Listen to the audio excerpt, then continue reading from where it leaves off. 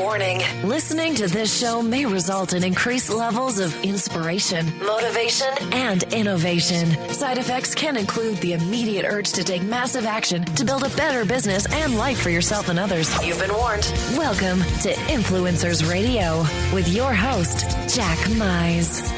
And welcome back to another episode of Influencers Radio. Today, I think, my guest is probably influencer defined. He is known as the inventor of the infomercial, is an original shark on the hugely popular Shark Tank TV show, and is considered a pioneer in the as seen on TV marketing, and without question, one of the most successful entrepreneurs of our time. He's been involved in over 500 product launches that have resulted in sales in over $4 billion. That's billion with the B dollars worldwide, and 20 products that have reached individual sales of over $100 million. And he's also the co-author of Key Person of Influence, the 5-step method to become one of the most highly valued and highly paid people in your industry, and undeniably himself considered a key person of influence. Please welcome to Influencers Radio, Kevin Harrington. How are you doing today, Kevin? Hey, fantastic. It's a pleasure to be here today. Thank you. Thanks for having me. It's a pleasure to have you because you really have, been behind some of the biggest people people that have grown up with the George Foreman, the Billy Mays, the Jack LaLanne, the infomercials, and it's become part of our culture. And for someone to have thought of that so many years ago, and I want to start off with that because there was a time when there was no infomercials. I remember when I was a kid, the last show was on, boop, the bars went on and the national anthem played and you were done for TV at the night, right? That was me. How did you come up with the whole infomercial concept? It was 1984. Fortunately, I was a young entrepreneur, so I had a vision to, I wanted to get into something big. I was in my 20s, and I'm watching television. Like you said, the TV goes off. Some of them times the national anthem, whatever. But then there's bars on the screen. So, they put those up so you knew you weren't supposed to be, like, it's not a technical problem. There's bars there. There's nothing, right? So, but I called the cable company. I said, just tell me why there's nothing. And they're like, well, it was Discovery Channel. It's an 18-hour-a-day network. That's all they deliver to us. And when they turn off, we put up the bars. So that's when the light bulb went off. And I said, what if I put products on there and gave people a piece of the action, gave the station, rather, the cable company, a piece of the action.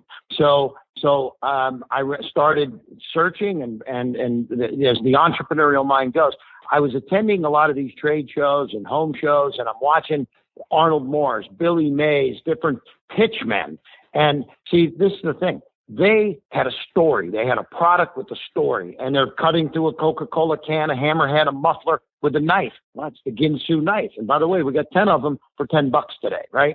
So I said, there it is. I'm going to take these pitches from the home shows, put a camera on them, and put them up on television and cut the station in on a piece of the action. And that's what I started doing. And that was the mid 80s, but it was Arnold Morris and it was Billy Mays. And then it led to all the rest, the Tony Littles, the Jack LaLannes, Paris Hilton, Kim Kardashian, Caitlyn Jenner, formerly known as Bruce, and his wife, Kris Jenner at the time. We were doing fitness products with them. And then when Kim came along, we did products with Kim. And today we do them with the latest and the greatest. We've been shooting recently with Flo Rida, with Rihanna, you name it. We've launched a company called Star Shop now, and Star Shop is celebrity products on a mobile app in a distribution deal with Sprint. So it's come a long way. It's gone from as seen on TV. It's now internet. It's now mobile. So we do TV commerce, so T-commerce, e-commerce websites, and then M-commerce for mobile. And we've been doing it now 30 plus years. Well, I guess if it has the word commerce at the end of it, you're probably involved in it. It seems that's what you have a knack for. Not only, being a pioneer of these ways to get these products out on the market, but but to get them seen in just about any kind of medium where there's people that are willing and able to buy. And I think that's probably one of the keys to your success, to being able to recognize these, but also the fact that you can attract people that have names and attract people that can sell, because I don't think it's any big secret that some of these products, these celebrities might not have actually invented the entire process, right? Right. So now what happens is this, along the way, I got the phone call from Mark Burnett. He says, we're doing this show. It's called Shark Tank. I said, Mark, you do this, that Survivor show, put people on an island. You're not putting me in a Shark Tank. Okay. And he says, no. He says, it's a business show, Kevin. It's like, so after he told me how the show worked, people pitch products and I decide whether I want to get involved with them. That I can do. So now I get literally tens of thousands of calls over the last few years. And I counted out approximate how many pitches I've taken.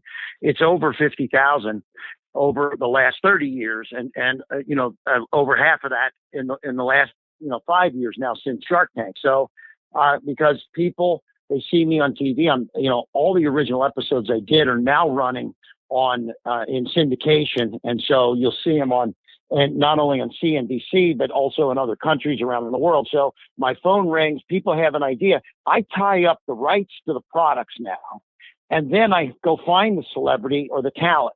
So, people like Tony Little, they invent some of their own stuff, but I also go to them with an idea for something, because I'm dealing with people that produce fitness products. And, I've got people that bring me kitchen products. So then we go look for a celebrity chef, et cetera, et cetera. So it's sort of, I've got a basket on one side of inventors and product developers. I match them with the basket on the other side, which is the celebrities and the talent and the pitch people that can be the spokesperson for the products, and that's what makes it all work. Then you get a producer and you're off to the races. Now, the romanticized view of kind of what you do is look at all these great, fantastic products that you've been able to be involved in, and seeing all these things that work and see, some of the magic happening in marketing. But you've probably also seen a lot of things that don't work, and which has probably been more valuable than the things that do work. And I'm sure, people love hearing the stories of the disasters, or the things that you thought were just going to be an absolute grand slam dunk that turned out not to be. And I think that's where a lot of people learn, or from not just their own mistakes, but other people's mistakes. What have you seen out there that you thought would just be just a whiz bang and just a grand slam that you just sank? So, I could tell you, dozens, if not hundreds, but because I fail more than I succeed. And that, I'm not necessarily proud to say that, but that's my business model. So out of 500 product launches, less than 200 made money, which means I lost money on more than 300. So I had to learn early on, fail fast and fail cheap. But in the early days, we didn't necessarily fail fast and cheap. And so one day, a famous guy named Chubby Checker comes walking in my office, and he's pitching me a product. And he says, Kevin, you sell a lot of that fitness stuff with like Tony Little and all these kind of people. He said, I'm known as the inventor of the twist, and it's the chubby twist, right? And he says, but I've got a fitness product that's called the Twisticizer. This is the first fitness product that you're going to have fun with while you're exercising, because you're twisting and listening to music. And so we invested $500,000 in the Chubby Checker Twisticizer. Now, in hindsight, people laugh and they say, Kevin, what were you thinking? How could you do a fitness product with a man named Chubby? Think about it. Like, what was I thinking, right? But the problem was that it started with the wrong image in the name, the Chubby Checker Twisticizer, right? So could that have been done by somebody? Possibly, but there was an ill-conceived direction from the beginning on this project. So nowadays, what I do is if something like this comes to me, in the old days, we didn't have the internet. And this was back when I did that product in 1992. So the internet wasn't around. And so we didn't have a testing bed for products. So we just had to invest in them and find out that they didn't work after we invested. And so nowadays we have a test bed, and I have a database of 3 million customers that I get a chance, and I don't just email to all 3 million on a regular basis, but I do have an opportunity to put an email out to say 1 million of those customers targeted to see what they think about a new product before I even take it on necessarily. So we have this test bed that we utilize, and this has been a game changer for me. And gives us the ability to do, I call it test before we invest. And we read those pretty well because we've done, more than 150 tests to this database. And so we read on a scale of 1 to 10, what do you think of this product? Oh, it's people give us their responses. We see how long they stay on the page, et cetera, et cetera. Bottom line, it's a great vehicle. We use it. It works. And we're more sophisticated and scientific than we ever were in the past. So it's, just the last words I've said it. Test before you invest, and then you'll have better success. Well, and I think that's obviously, you've gone through a lot of those failures like you talked about. But one of the things I think that is interesting that you seem to have recognized early on that the product is just one side of the success. When you talked about how you would see guys like Billy Mays and, doing the home shows, and you realize that's the other side of successful marketing is, one, the product has to be good, but that's not going to do it on its own. But to have that person that I guess leads up to, talking about a key person of influence, that they had a story. They have something that is the believability, the achievability of using this product that goes far beyond just the mechanics of the product. How important is that in the success of marketing and selling, of not just having the good product on the logical side, but having that person or being that person of influence on the emotional side of commerce and what we do? And you hit the nail on the head, and that's why I've come out with this book recently, How to Become a Key Person of Influence. Because when I'm talking to Mark Burnett, and I said, "How did you get to me?" He said, "Kevin, you are a key person of influence in the world of as seen on TV. Everywhere I go, I've been on the internet. I'm seeing you here. I'm seeing you there." Well, I didn't realize it, but I went back and remembered, how did all this happen? What were the steps that I did to get there? And then I wrote them down and then came out with the book. And it's the 5 steps. We're not going to get into all of them today, but they're simple steps if you follow. And, just to touch on it, if people that have become key people of influence, like the other sharks were, Barbara Corcoran, a real estate shark in New York. Her claim to fame was she sued Donald Trump and won, and because she had the aggressiveness to go head to head against Trump, right? So, she was a key person of influence. Damon John was a key person of influence in the world of clothing with his FUBU line. So I was a key person of influence. I was the one that got the phone call. Why did I call Billy Mays when I needed products? Because he had become this key person of influence in the world of pitching products. And so, I just mentioned, if you have a kitchen product, what are you going to do? Go to a famous chef, right? A famous chef has become a key person of influence in the world of kitchen products and cooking. So how do you get there? There's steps that you can follow to get there, and various processes that you can use. But, that's what I look for, whether it be in the world. If it's fitness, you might have a Tony Little or an ex-aerobic champion, or an ex-boxer. Okay. I mean, interestingly enough, George Foreman went with the grill because he loved to eat cheeseburgers, but he had stopped boxing. So he needed to eat leaner cheeseburgers than he was used to. So he created the lean, mean grilling machine. And that it was a slanted grill where the grease dripped into a catch tray. So something as simple as that became $1 billion. So key people of influence have gotten there by following certain steps. Raising their profile is one of those steps. How do you do that? That's, part of the book that we teach. But another one is publishing. And there's, 5 different things that you can publish. At least you can publish a blog, you can publish a newsletter, you can publish a book, you can be an author, you can publish your own digital magazine. A lot of people don't even realize. I know over 150 people that we've helped now publish their own digital monthly magazine that they put out to their existing customers, but they use it to get new customers, to sell advertising, and make money on each edition they put out.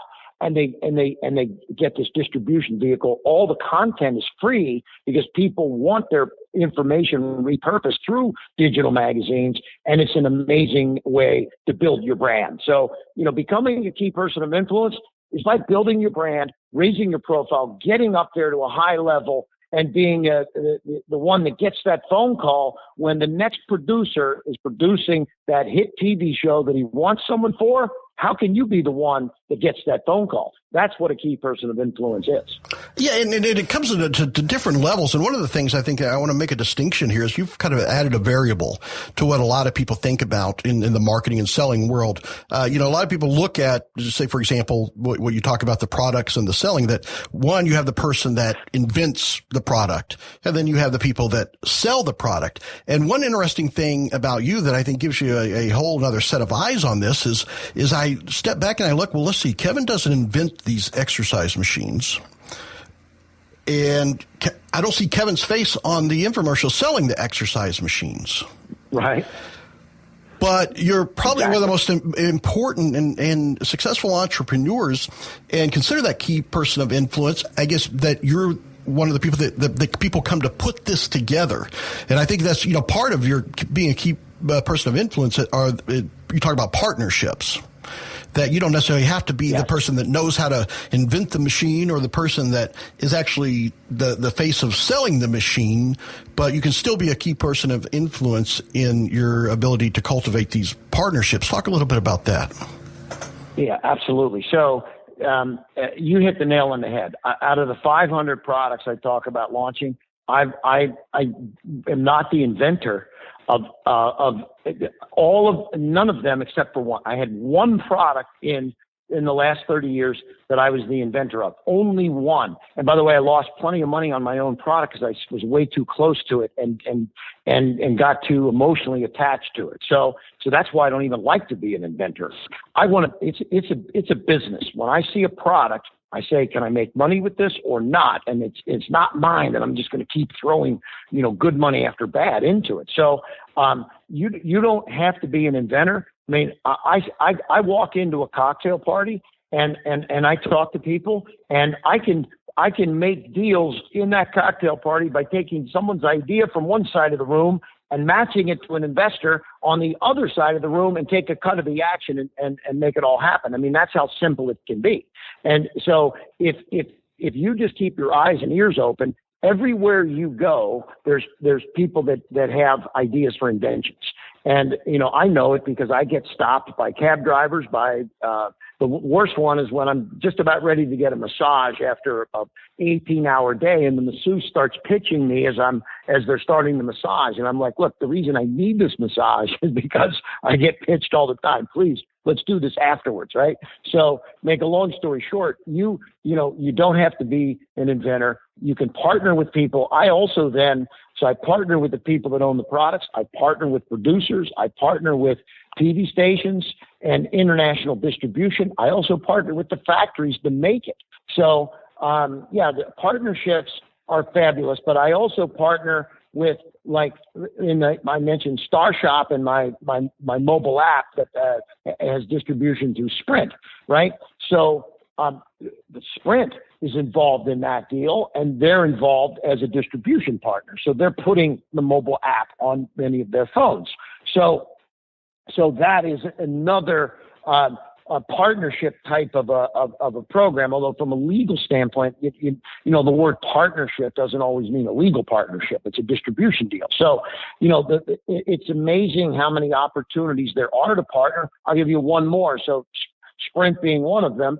I went to Home Shopping Network right here in St. Petersburg, and I say right here because that's where I live, St. Pete, because 21 years ago, I went to them and said, let's partner for distribution and products. You guys have 50,000 products a year you put on the air. Let me take the best-selling products that you put on the air and let me take distribution of those into other channels of distribution. So that was called Home Shopping Network Direct. So we took like the Suzanne Summers and the Kathy Smiths and the Tony Littles off the air at HSN and put them into other distribution, other places. So partnerships are big. They can be very successful. And hey, what could be so bad to partner with a company like Sprint, multi-billion-dollar company, a company like Home Shopping Network, a multi-billion-dollar company? You leverage your business, and I was obviously a much smaller company than both of those, but I leveraged the credibility into that credibility, which I become part of the multi-billion-dollar image then. And think about that. That's very, very powerful. So partnerships are all the rage right now, and as recently as just this past year, having done this venture with Sprint, I'm very, very excited about that part of becoming a key person of influence. Well, I think that's one thing. You get these opportunities and they unfold because you are a key person in influence. So I want to here before we go is to get you to distinguish, because a lot of people hear that so many people have heard that to be an expert, you need to be seen as an expert, and what you need to do to be considered an expert, you just got to call yourself an expert. But to be a key person of influence isn't something you just call yourself. It's something that other people have to call you. An expert is something that people call themselves, and a key person of influence would be something that you have to do the things required to make other people see you as that key person of influence. And a lot of people think that this takes, years and years of work, academic qualifications, certifications, or just, luck, being in the right place at the right time. But you actually have kind of developed this kind of system to be able to fast track that you've identified things that people need to do in order to make those things happen rather than to have to wait for those things to happen. Correct. I mean, look, nothing is going to happen overnight, because when you're talking about it becoming a key person, there has to be some success in there somewhere, right? So, because like you said, someone can call themselves an expert, but to be called a key person of influence, that success happens, and then other people call you a key person of influence. But you can create success in 90 days, 6 months, 9 months, a year, 18 months, whatever it does. I'm not talking it takes 10 years to become a key person of influence. It all depends on how you frame it and structure it and define it. So, but if you follow the 5 steps of becoming a key person of influence, you can fast track your way. And there's systems that you put in place, because we've talked about partnerships, right? We've talked about publishing. The other step is raising your profile. So when you raise your profile, you're taking yourself and putting yourself into opportunities for people to see you in many places. So getting publicity, getting newspaper articles. And by the way, I was lucky, and I'll say I was lucky. There was some luck involved getting on the cover of Entrepreneur magazine back in 1985. But I didn't start by going right to the publisher of Entrepreneur. I started with my local newspaper, did a story. I took that and then got into newsletters and trade journals, and then got onto some TV talk shows. Then I leveraged it into the publisher, who I met at an event, pitched him on the story. He loved it, and he called me up and said, come on out and shoot this story in LA. And I didn't even know I was going out to shoot the cover story for Entrepreneur magazine. So that didn't happen all by luck. There was an orchestration, but in less than a year from the beginning of the plan, to get into Entrepreneur Magazine, I was on the cover. And that then was the beginning of becoming this key person of influence. So if you start with certain baby steps and then move them into bigger steps, and then you're crawling, then you're walking, then you're running, it's all done by design and by plan. And that's the focus of KPI, a key person of influence, is to follow the steps, follow the plan, execute the steps and plan, and it'll happen for you. Well, I think, you certainly demonstrated the value of influence. And I think the whole core of this is that your ability to influence is really about your ability to succeed. It depends on that ability to influence. So it's not just about learning the skill. It's about learning something that, I guess if you want to take it back to the old saying of don't give a man a fish, teach him how to fish. Teaching someone how to become an influencer, it gives them ability to exceed in so many levels. So I think that's a fantastic that you put this together. Cool. It's so cool because think about it. I mean, if you're in the real estate business, and how do you become the realtor that gets the big listings? You can't cold call the best listings necessarily. I mean, cold calling is part of building your business, but the best listings, it's going to the person that's a key person of influence. That's how Barbara Corcoran, what she did is she sued Donald Trump. She got her face all over the press that she was the one that not only sued him, but beat him and won. And now he was paying her a monthly fee in the settlement. So she raised her profile, but that was all by design. So now when somebody wanted a big listing, was looking for the big guru, key person of influence in real estate, she was getting those phone calls. So if you set your sights for it and executed it, it can happen. And I don't care what industry you're in. If you're an attorney, a chiropractor, a dentist, a lawyer, a fitness a pro. I mean, Tony Little was how I ended up meeting him. He was a personal trainer, but he was a personal trainer to some celebrities here in St. Petersburg, Florida. So again, he set his sights on some of those wrestlers, and a lot of the Hulk Hogans and all of them came, Macho Man, Randy Savage, and Brian Knobs, the Nasty Boy, and Hulk Hogan, and all of them. They're all within minutes of Tony's house. And so he started working with a bunch of these types, and he was the personal trainer to the stars kind of thing. And that was making him a key person of influence. So there's a way to do it. And it's been a pleasure to cover all of this here today, because there's people out there listening to us right now that they may be wondering, can they do it? And I said, if you follow the 5 steps, you're going to be able to do it. It's actually not that complicated. Without a doubt, it's a position to be in, to have your most profitable, best prospects chasing you rather than you chasing them. Key person of influence, the 5-step method to become one of the most highly valued and highly paid people in your industry is the book. How can they find out more about key person of influence, or KPI, and to get a copy of this book? All right. So, any of the listeners right now that are listening, I'm going to give them a quicker way, because if they contact me directly, I'll be able to get that to them. And I'm going to give them a private email. It's Kevin Harrington, KevinHarrington, 7810 @gmail.com.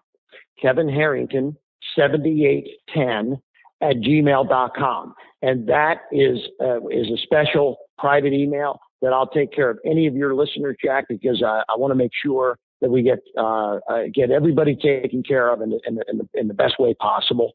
And so, I love doing this, getting out and talking. You're an influencer in your market, and thank you for having me here today, because you have people that are looking for the next great idea, the next thing to take and run with, and hopefully we've given some people some good things to think about here today, and understand where we can help them build their brand, build their business, and take them to the next level. Well, without a doubt, and I certainly thank you for coming on today and sharing this. Definitely powerful stuff. So folks, there you have it. Check it out. Key Person of Influence, the book, Kevin Harrington, and we'll have the email address up that he gave out there on the show post. And until next time on Influencers Radio, remember, you are the only real game changer. You've been listening to Influencers Radio. To get all past shows and updates on future shows, visit influencersradio.com today or follow us on Facebook at facebook.com/influencersradio.